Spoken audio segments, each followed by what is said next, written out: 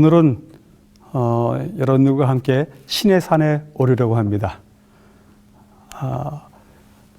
성경의 땅 탐사를 가기 전에 많은 분들에게 질문을 합니다. 어디를 다녀오고 싶습니까? 묻기도 하고, 탐사가 끝난 후에는 어디가 제일 좋았습니까? 묻기도 합니다. 그때 나오는 대답들이 거의 다 동일한 것을 발견하게 됩니다. 여기 우선 제일 가고 싶어 하는 곳 4군데를 한번 올려보도록 하겠습니다. 성경의 땅에 대한 기대와 열망이 제일 큰 곳 4곳입니다. 시내산, 밤모섬, 갈릴리, 그리고 당연히 예루살렘이 들어가 있습니다. 모든 성경의 땅 탐사자들이 이 4곳은 꼭 다녀왔으면 하고 그렇게 기대를 하고 있습니다. 또 다녀오면 거기만큼 좋은 곳이 없다라고 하는 그러한 이야기도 또 해주십니다. 멋있어서 경치가 장관이라서 그런 것은 아닙니다. 우리가 다 성경 사건 때문에 이것을 무척들 좋아하십니다. 그리고 추천해 줄 만한 곳이 또 어디 있습니까 하면 대부분 세계 문화유산이 있는 곳을 추천해 주고 싶다라고 또 2번째 안을 주십니다. 사해, 페트라, 메테오라, 가파도키아. 성경의 땅을 다니다 보면 이런 자연 경관이 뛰어난 보통 때는 보지 못할 그러한 장관인 것들도 만나게 됩니다. 그런데 오늘은 이들 중에서 시내산에 대한 이야기를 해드리도록 하겠습니다. 라암셋에서 출발하여 드디어 숫곳을 지나고 마라 엘림을 지나고 지난 시간에 르비딤까지 갔습니다. 신의 광야에 들어선 것입니다.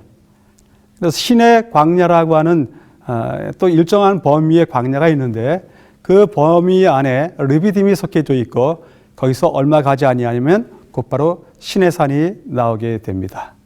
오늘 그 신의 산을 찾아가 보도록 하겠습니다. 신의 광야는 정말 광야입니다. 풀 한 폭이 없습니다. 그리고 모래만 있는 곳이 아니라 산들 가득 있는데 그 산들이 다 나무 하나 없는 산입니다. 돌산입니다. 그래서 그 돌산에서 돌들이 부서져 흩어내려지고 모래가 되고 쌓이고 이런 광야가 신의 광야입니다. 신의 광야의 모습을 지금 계속 보시고 계시는데요. 정말이지 우리가 상상할 수 없을 만큼 이렇게 척박한 땅입니다. 이 신의 광야를 어느 정도 지나가다 보면 아주 넓은 대광장이 나옵니다. 광장이라고 하기보다는 스스로 모래들이 쌓여서 만들어진 사막인데요. 모래만 있는 사막은 아니고요. 돌들이 같이 섞여 있는 그러한 사막입니다. 엄청나게 큰 대광장이 나타나고 그리고 그 광장 마지막 부분에 아주 눈에 뚜렷하게 띄는 산이 하나 나타나게 됩니다. 그 산이 바로 이 산입니다. 보기에도 벌써 위용이 있지 않습니까? 이 산을 신의 산이라고 합니다. 이 신의 산, 광야의 끝에 있는 이 신의 산, 신의 광야에 제가 끝이라고 얘기해 드렸습니다만은 여전히 넓습니다만은 걷다 보면 나타나는 산이 있기 때문에 이 산을 제가 광야의 끝이라고 표현했습니다. 이 광야의 산은 특별한 의미가 있는데 무엇 때문에 이 광야의 산이 의미가 있을까요? 그들이 르비딤을 떠나 신의 광야에 이르러 그 광야에 장막을 치되 산 앞에 장막을 치니라. 모세가 하나님 앞에 올라가니 여호와께서 산에서 그를 불러 가라사대. 네, 이 광야의 산이 의미가 있는 까닭은 하나님께서 모세를 부르셨던 산이기 때문에 그리고 이 산 앞에 도착하자 백성들이 진을 쳤기 때문에 이 산은 의미가 남다릅니다.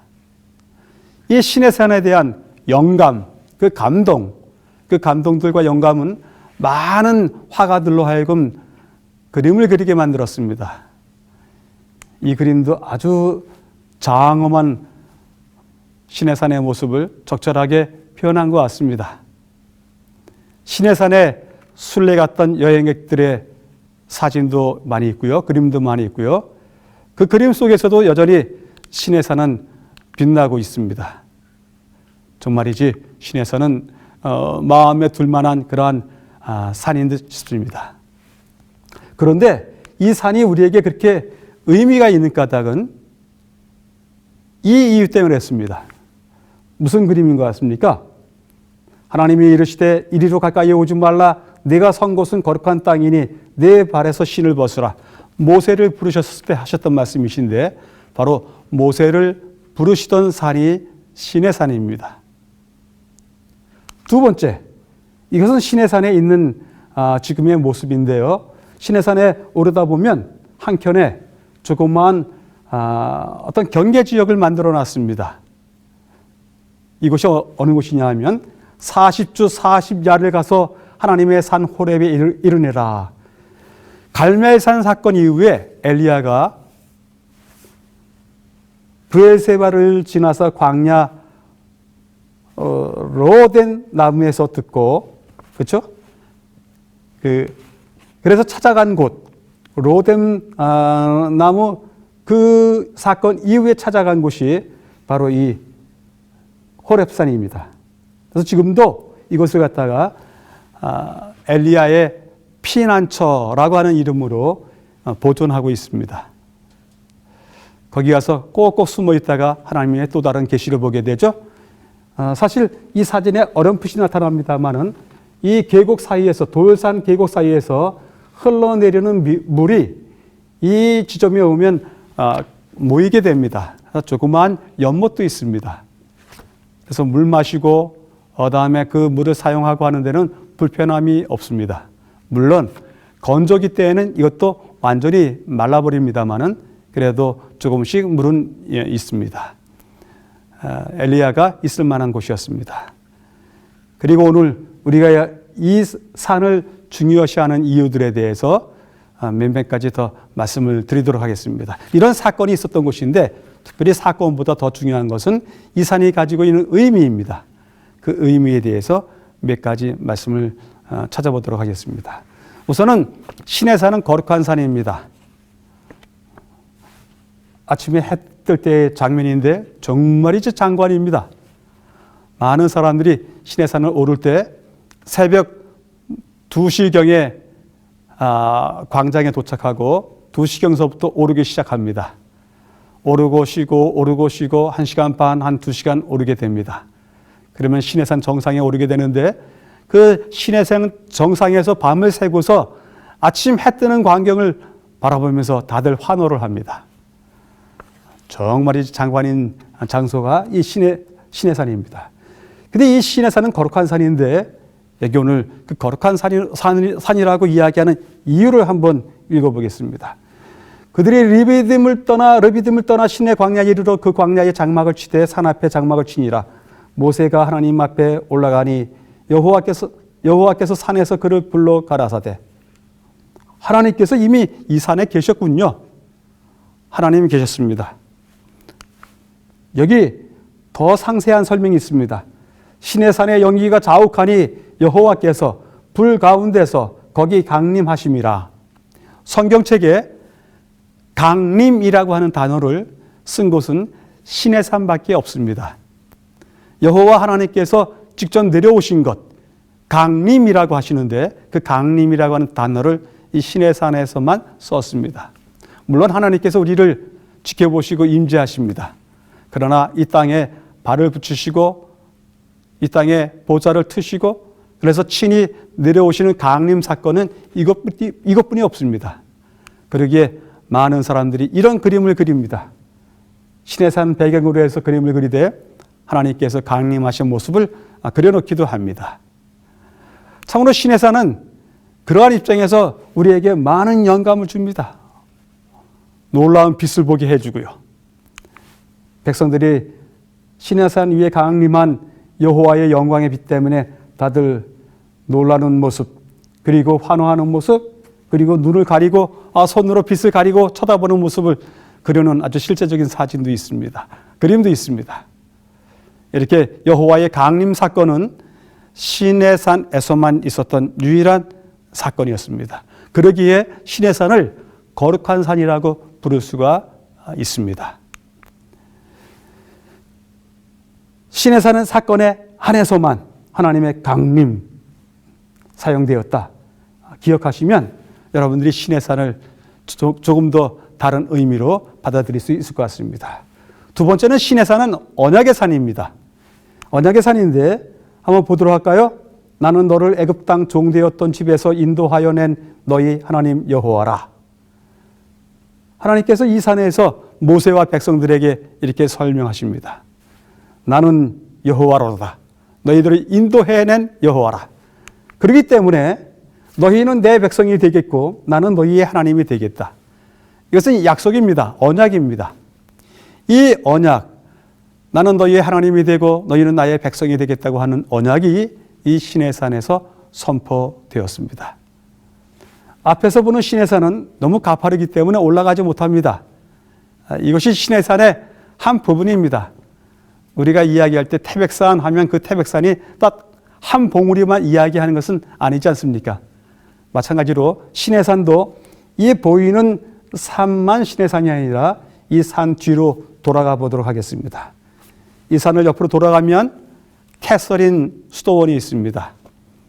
아주 유명한 수도원입니다. 시내산 사본도 이곳에 있고 불타는 떨기나무의 그 떨기나무 종 자체가 이곳에 또 피고 지고 보관되어 있다고 합니다. 일반 순례객들은 잘 들어가지 못합니다. 수도사들의 수련에 방해가 되기 때문에 문을 열지 않습니다. 간혹 가다 엽니다마는 그때는 아주 행운을 잡은 것입니다. 캐서린 수도원을 지나서 따라 올라가는 길로 올라갑니다. 바로 우리가 처음 봤던 그 산 바로 뒤에 또 다른 산이 있는데 이 산의 위용도 상당한 것 같습니다.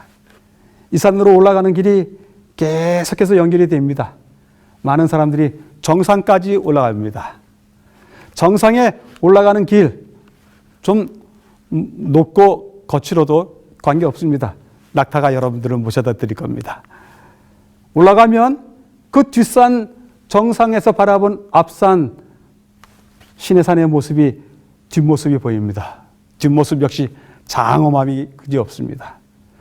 그런데 그 뒷산 정상에 올라가면 그 뒷산 정상에서 바로 손에 닿을 만한 곳에 그 뒷산 정상에 이렇게 또 다른 상당한 감동을 주는 산 모양 하나, 산 위에 솟아있는 또 다른 산 모양을 하나 보게 됩니다. 마치 식탁의 모습처럼, 마치 앉을 만한 로비의 모습처럼 그러한 산이 있어서 이 산들은 많은 사람들이 사진을 찍고 또 다녀오고 하는 그런 기념장소로 삼고 있습니다. 혹시 이곳에서 십계명을 받지 않았는가, 하나님과의 언약을 맺지 않았는가 하는 그러한 생각도 들게 만듭니다. 그러나 잘 알 수는 없습니다. 시내산 어느 곳에서 모세가 하나님을 만났다, 하나님이 모세를 어디까지 올라오라고 했다, 그런 것은 확정된 것이 없습니다. 여호와께서 두 돌판을 내게 주셨나니 그 돌판에 그런 하나님이 손으로 기록하신 것이다. 네, 시내산에서 이런 사건이 있었습니다. 시내산을 제가 기억하는 또 다른 방법은 이겁니다. 시내산은 맹세의 산이다, 그렇게 기억하고 있습니다. 왜냐하면 모세가 와서 백성의 장로들을 불러 여호와께서 자기에게 명하신 그 모든 말씀을 그 앞에 진술하니 백성이 일제히 응답하여 가로되 여호와께서 명하신 대로 우리가 다 행하리이다. 백성들이 이 산 앞에서 외쳤습니다. 다 행하겠습니다. 이것이 한 번이 아닙니다. 또 찾아보도록 하겠습니다. 그 다음에 이 시내산이 좀 특별한 이유는 많은 사람들이 새벽에 시내산 뒷산 시내산을 오르기 때문에 다들 랜턴을 켜고 프레쉬를 켜고서 이 산을 오릅니다. 멀리서 보면 장관입니다. 시내산 오르는 길마다 빛이 비춰지고요. 순례자들의 행진이 계속되는 것을 봅니다. 그리고 앞산과 뒷산 그 사이에 공터가 있는데, 깊은 계곡이 있는데 그 계곡에서 종종 빛의 축제를 벌입니다. 그래서 계곡에 빛을 비춰대면 온 시내산이 마치 하나님의 영광의 빛이 빛나는 것처럼 그렇게 계곡이 환히 빛나는 그러한 장면이 연출됩니다. 시내산에서의 밤하늘은 얼마나 아름다운지요. 무수한 별들을 볼 수 있고 밤 새는데 아무 문제가 없습니다. 그리고 아침을 보는 것도 정말 신기한 체험입니다. 모세가 아침에 이 시내산 앞에 있는 백성들을 향해서 내려갔을 겁니다. 내려가서 이 넓은 광장에 있는 사람들에게 시내산 앞에 있는 그 광야 있죠. 여전히 광야이긴 합니다만은 그 광야에 모여있는 백성들을 향해서 외쳤던 것입니다. 이 시내산에 여러 탐사대원들과 함께 올라갔던 적이 있습니다. 정말 제가 이제까지 다녔던 여러 성경의 땅 탐사의 도시들 중에서 또 유적지 중에서 그리고 성경이 이야기하는 지명 중에서 가장 큰 감동을 주었던 산입니다. 그런데 거기서 느꼈던 느낌은 이것이었습니다. 이 언약은, 이 시내산에서 했던 이 언약은 여호와께서 우리 조상들과 세우신 것이 아니요 오늘 여기 살아있는 우리 곧 우리와 세우신 것이라. 신명기 5장 3절에 그렇게 말씀하셨는데 시내산 위에 올라갔을 때 그런 느낌이 들었습니다. 3,500년 전에 하나님께서 이스라엘 백성들과 세웠던 언약이 아니라 오늘 이 시내산을 찾은 우리 모두와 여기서 오늘 맺은 언약을 내가 다시 한번 기억하고 내려가노라 하는 생각이 들었습니다. 시내산 여러분들이 기억하시고 흠모할 만한 산입니다. 여러 번 새길 만한 산입니다. 그 시내산을 마음속으로라도 한번 다녀오시는 여행을 하시고 하나님께서 세우신 언약을 여러분들 마음속 깊이 새기시게 되길 바랍니다.